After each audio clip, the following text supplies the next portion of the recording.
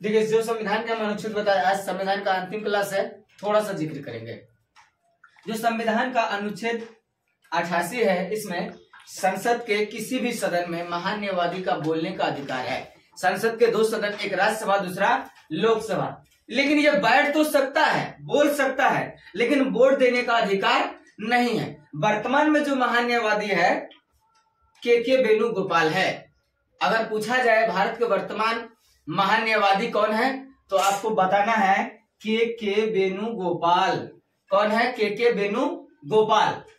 अनुच्छेद 76 में महान्यायवादी की नियुक्ति जो है प्रधानमंत्री करता है, क्योंकि प्रधानमंत्री को ही दोनों सदन में जवाब देना है। अपने पक्ष विपक्ष की बात को, अपनी सरकार की बात को जवाबदेही है सरकार को, ना कि राष्ट्रपति को। तो इसलिए प्रधानमंत्री ही महान्यायवादी की नियुक्ति करती है, राष्ट्रपति के सलाह से, ना कि बिना किसी के, और संसद के भी सदस्य उसमें शामिल होते हैं। अनुच्छेद 148 में कार्य नियंत्रक एवं महालेखा परीक्षक नियुक्ति। अभी जो आप लोग सुनते हैं बीपीएससी, पीसीएस, यूपीएससी, ये सब जो कैंडिडेट है, ये कौन तैयार करता है? राज्य के अंतर्गत राज्यपाल और केंद्र में राष्ट्रपति, लेकिन किसका थ्रू? प्रधानमंत्री के थ्रू, क्योंकि कार्यपालिका का वास्तविक प्रधान प्रधानमंत्री होता है, नाम मात्र राष्ट्रपति होता है।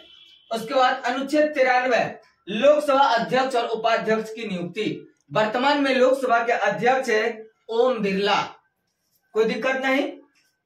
उसके बाद अनुच्छेद 52 में कहा भारत का एक राष्ट्रपति होगा, जो सब लोग जानते हैं, और भारत का संवैधानिक प्रधान होगा।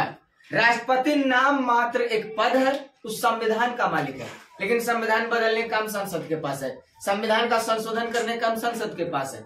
स्वाभाविक है, जो संसद में है और कोई ना कोई सदन का सदस्य होगा, चाहे वो लोकसभा हो या राज्यसभा हो, वह कोई ना कोई सदन का सदस्य जरूर ही होगा। उसके बाद अनुच्छेद 53 में आर्टिकल 53 में राष्ट्रपति ही कार्यपालिका का प्रधान होगा। फिर से देखिए, हम दोहरा रहे, राष्ट्रपति ही कार्यपालिका का प्रधान होगा, लेकिन वास्तविक कार्यपालिका का प्रधान कौन होगा? प्रधानमंत्री होगा। इसी प्रकार राज्य में कार्यपालिका का प्रधान राज्यपाल होता है, लेकिन वास्तविक रूप से कार्यपालिका का प्रधान राज्य में मुख्यमंत्री होगा। अनुच्छेद 63 में भारत का एक उपराष्ट्रपति होगा। जो उपराष्ट्रपति होगा वही राज्यसभा का अध्यक्ष होगा, स्पीकर होगा। तो एक राज्यपाल होगा और एक उपराष्ट्रपति भी होगा। अनुच्छेद 64 में राज्यसभा का पदेन सभापति उपराष्ट्रपति होगा।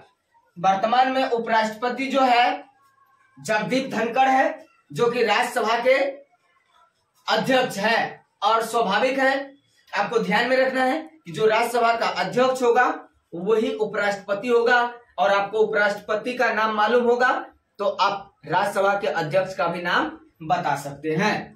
अनुच्छेद 65 में आर्टिकल 65 में राष्ट्रपति के जगह उपराष्ट्रपति काम करेगा। मान के लिए किसी कारणवश राष्ट्रपति नहीं है, या कहीं विदेश दौरे में है, या किसी कारणवश भवन में नहीं है, तबीयत खराब या आकस्मिक निधन हो गया, तो उस समय काम देख रेख का काम जिम्मेदारी उपराष्ट्रपति के हाथों में आ जाता है। नोट में कह रहा है संविधान में कुल 8 अनुसूचियां हैं। ये 8 अनुसूचियां क्या क्या है, हम नेक्स्ट वीडियो में दिखाएंगे। 8 अनुसूचियां क्या क्या है, संविधान के 8 अनुच्छेद।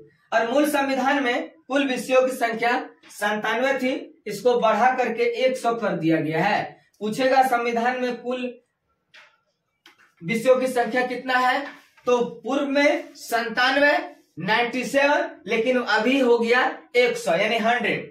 अब है मूल संविधान में राज्य सूची, राज्य के विषय में जो चर्चा किया गया 66 बात था, लेकिन घट करके अब 61 आ गया है। इस पर भी हम चर्चा करेंगे विस्तार से। जय हिंद, जय भारत।